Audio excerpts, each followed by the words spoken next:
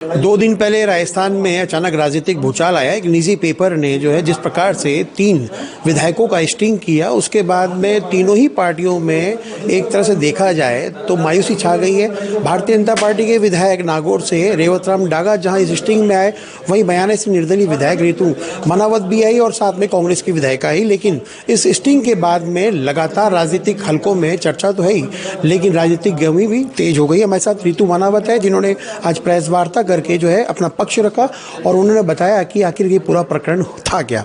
रितु जी, क्योंकि मामला देखा जाए क्योंकि विधायकी से जुड़ा हुआ मामला है, जनता आम आदमी को चुन के भेजती है और क्योंकि जनता की विश्वास पर खरे उतरकर आप बहुत ज़्यादा वोटों से जीत के भी आई, अचानक ऐसा क्या हुआ जिससे कि राजनीति के अंदर में, क्योंकि जिस प्रकार से स्टिंग हुआ उसमें आपका नाम आया और इससे पहले भी वह डीफेक वीडियो में भी आपका जो है जिक्र किया गया था, क्या कहेंगे इस बारे में आप? देखिए, मैं ये कहना चाहती हूँ कि मेरे पीछे लगातार 2 सालों से लोग किसी न किसी तरह से मुझे बदनाम करने की कोशिश कर रहे हैं। पहले भी जो समाचार पत्र है वो कर चुका है।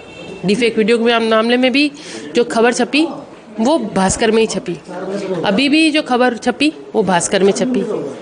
तो क्योंकि रितु मनावत को उन्होंने सोच लिया कि बहुत सॉफ्ट टारगेट है, अपन आराम से मिल सकते हैं, कर सकते हैं। आप ये बताइए कि पूरे वीडियो को आप देखिए, कहीं पर भी मुझसे कोई बात हुई है क्या पैसे की? नहीं हुई। न मैंने यह कहा कि आप किसी से मिलो, चाहे वो मेरे हस्बैंड ही हो, मैंने नहीं कहा उनसे कि आप उनसे मिल लो, उनसे मिल लो। मैंने तो वहीं पर सबके सामने जब बात कर रही हूँ तभी ख़त्म करना चाहिए कि वो चला जाए, पर वो ही वापस आया कि मुझे इनसे बात करनी है। 2 साल के विधायक काल में मेरे पास पहली बार ऐसा कोई व्यक्ति आया कि इस तरह की बात करने वाला। मैंने उससे बात भी इसलिए कर ली कि बेचारा जोधपुर से चलकर जयपुर होकर भरतपुर रुककर एक दिन मेरे पास आया, जैसा उसने बताया। मैं तो उसको जानती भी नहीं हूँ कौन है कौन नहीं। उसने मनमोहन माथुर मेरे को बताया कि मैं जोधपुर का हूँ, मनमोहन माथुर नाम है। तो इस सब में कहीं भी मैं फॉल्ट में हूँ। मैंने कोई लेटर दिया हो, कोई पैसा लिया हो, न केवल मैंने, मेरे पति ने कोई पैसा लिया हो, उसकी बात सुनी है ऋषि जी ने। पैसा जब उसने हाथ में रखा 50,000, तब ना, नहीं, बिल्कुल नहीं, मेरे यहाँ नहीं चलता। ये शब्द ऋषि बंसल जी के। वो लगातार बोल रहा है पैसे की, जो बात कर रहा है वो ऑफर वो कर रहा है। हमने कोई डिमांड नहीं करी, न ऋषि जी ने करी न मैंने करी। आप देखिए कि कल मैंने प्रेस कॉन्फ्रेंस करी बयाना में, जब मैंने तरीके से सब चीज़ कही, सब बताई, तो आज ही के पेपर में भास्कर वही पत्र, समाचार पत्र क्या लिख रहा है कि भाई एमएलए के सामने कोई बात नहीं हुई। आज ऋषि जी के ऊपर डाल दिया। भाई आप ये बताओ कि वीडियो में कहाँ पर कोई किसी ने डिमांड करी उससे, कहाँ पर उससे पैसा ले लिया, कहाँ कोई उसको लेटर दे दिया? हम तो ऋषि जी खुद मुझे बता रहे थे कि यार चल क्या रहा है ये। उन्होंने रात को मुझे बताया कि वो आया था और ऐसे ऐसे बातें। मैं उसकी बात सुन नहीं पाई क्योंकि मैं तो उधर हॉल में बैठी थी और लोगों से मिल रही थी, लोग जो आ रहे थे। तो हम दोनों ये थे कि भाई हो क्या रहा है।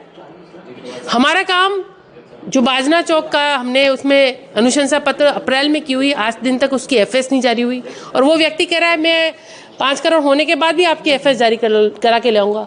तो इनको लगा कि ये कैसे करा के लाएगा, जो काम हो ही नहीं सकता वो कैसे करा के लाएगा। तो ये बड़ी सोचने वाली बात थी।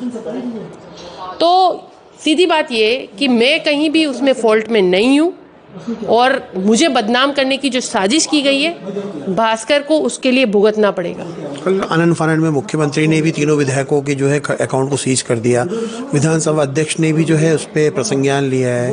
तो क्या लगता है कि जिस प्रकार से विधायकों के साथ, क्योंकि और भी विधायकों के स्टिंग इस पर सामने आ रहे हैं जैसा कि दावा कर रहा निजी पेपर, तो क्या लगता है कि आम जनता और राजनेता के बीच की दूरियाँ कायम होती जा रही है या आम जनता का या विधायकों का आम जनता से विश्वास? देखिए, मैं बताऊं, ये तो क्या है कि ब्लैकमेलिंग का खेल है, ये बड़ा खेल है। मेरे को लोग बता रहे हैं अभी, क्योंकि भास्कर को इतना ऑब्जर्व मैंने नहीं किया था, लेकिन अभी 3-4 दिन से लोगों ने मुझे बताया कि ऐप पे खबर और चलती है और समाचार पत्र में और चलती है। ब्लैकमेलिंग होती है तो शाम तक वो खबर हट जाती है और सुबह पेपर में नहीं छपती है। तो ये ब्लैकमेलिंग का एक बहुत बड़ा इशू है। इसको लोगों को फंसाने के लिए, कि किसी के नाम पर किसी को ब्लैकमेल करने के लिए ये सब किया जा रहा है। जो आसानी से लोग मिल लेते हैं उनसे मिलकर ये चीज़ें की जा रही है। लेकिन मैं मुख्यमंत्री जी की और स्पीकर साहब की जो कमेटियां उन्होंने डिसाइड करी है, खाते फीस की है, उन्होंने ये चीज़ बाद में बोली। मैंने 11-12 बजे जब प्रेस कॉन्फ्रेंस करी तभी बोल दिया कि आप मेरे खातों की जांच करा लो, औरों की मैं नहीं कह सकती, लेकिन मैं अपनी बात कर रही हूँ। मेरे खाते को आप जांच करा लो, कहाँ मैंने पैसा दिया। मैंने तो, जो लोग मेरे पास आते हैं, जैसे अब बोलते हैं कि भाई जो आ गया पहले कि हमारे इस काम के लिए दे दो, मैं पैसा दे देती हूँ। मैंने क्योंकि जो आज जिस पेपर की आप बात करें उसी पेपर में आज एक बहुत बड़ा विज्ञापन है, उसमें आपकी फोटो है। मेरी फोटो है विज्ञापन में। देखिए, विज्ञापन की बात करूं तो मैंने ये चीज़ वैसे तो मैंने नोट नहीं करी, किसी ने दिया होगा तो उसने लगाई होगी। पर मेरी बात करूं तो मेरी कोई ना तो भास्कर से मेरी थोड़ी पर्सनली कोई दुश्मनी है। दुश्मनी वो कर रहे हैं, दुश्मनी तो वो कर रहे हैं, मेरे को टारगेट कर रहे हैं। क्योंकि जो व्यक्ति लोगों के बीच में रहता है उसको मिलना आसान होता है। आप देखिए, मेरे घर का दरवाज़ा हर किसी के लिए खुला रहता है, कभी भी कोई भी व्यक्ति आके मिल सकता है। जब मैं बयाना में होती हूँ 11 बजे तक 10 बजे तक मैं लोगों से मिलती हूँ, कोई भी आके मिल लेता है।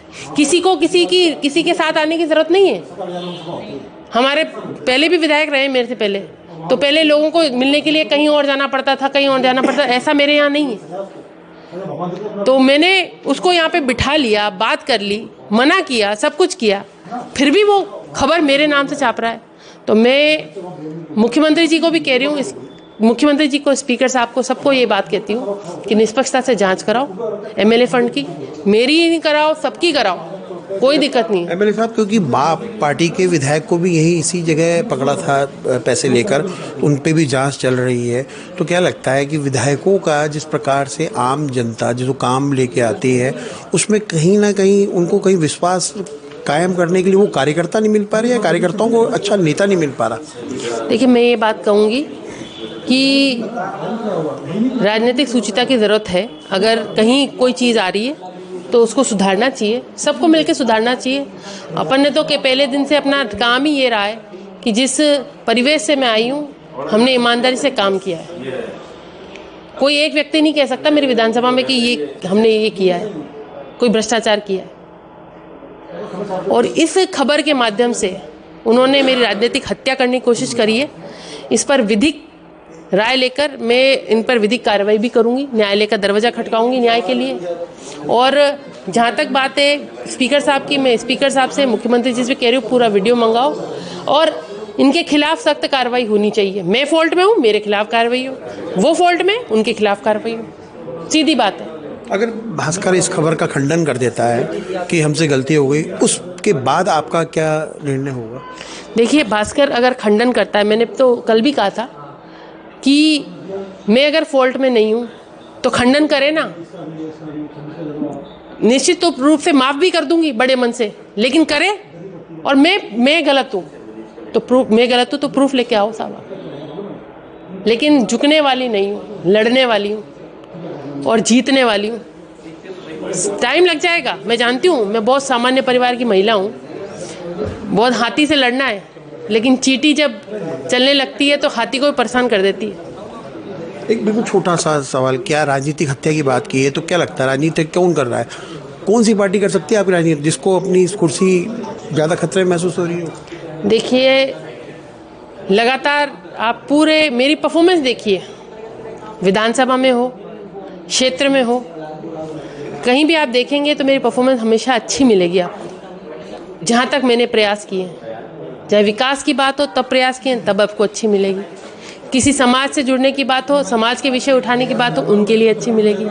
तो फिर कहीं मैं कमज़ोर हो नहीं पा रही लोगों से, जो मुझे लोग कमज़ोर करना चाहते हैं, तो मैं कमज़ोर हो नहीं पा रही, तो कमज़ोर कैसे कराएं? तो ऐसे कर दें, ये व्यवस्था करने की लोग कोशिश कर रहे हैं। तो बिल्कुल देखिए, ये थी रितु बनावत जो अपना पक्ष रख रही है। उन्होंने साफ तौर पे कहा है कि मुख्यमंत्री जी से पहले ही मैंने स्पीकर को कह दिया था कि भाई इस तरह की कार्रवाई होनी चाहिए, और ख़ासकर उन्होंने आरोप भी लगाया कि एक निजी अखबार के द्वारा जो स्टिंग किया गया है उसकी जांच के लिए वो कोर्ट भी जाएगी और साथ में एफएसएल टीम की भी जांच करवाएगी। लेकिन ये समय बताएगा कि जांच कहाँ तक पहुँचती है, क्योंकि 3 साल की विधायकी बाकी है। लेकिन क्योंकि इस मामले के उठने के बाद राजस्थान में हल्कों में राजनीतिक गलियारों में बहुत ज़्यादा चर्चा हो गई है, और राजनीतिक हलकों के अंदर में चर्चा का विषय बने बैठे हैं 3 विधायक, जिसमें एक भाजपा के और एक कांग्रेस के है। लेकिन ये समय बताएगा कि आने वाले समय के अंदर में इनके ऊपर क्या कार्रवाई की जाती है, ये तो विधानसभा अध्यक्ष तय करेंगे। लेकिन फिलहाल राजनीतिक चर्चाएं गर्म है। Manoj Sharma, news watch India, Jaipur.